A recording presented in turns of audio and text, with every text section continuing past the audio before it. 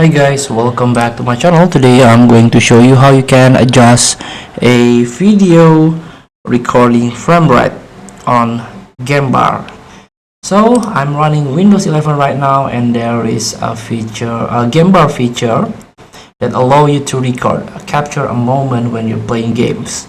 So let's start by click on Windows Start icon and go to the settings.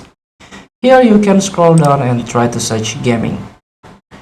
So you can click on captures. This is the recording preferences setting that you can adjust, and this is the video frame rate. So you can recording at a higher frame rate but may affect the quality of your game.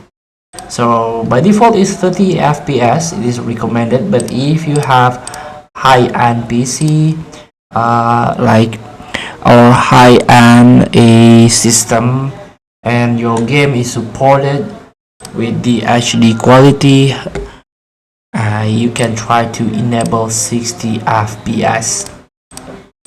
So you can try to like one by one what is the best setting for your PC, like 30 fps or 60 fps when you're recording.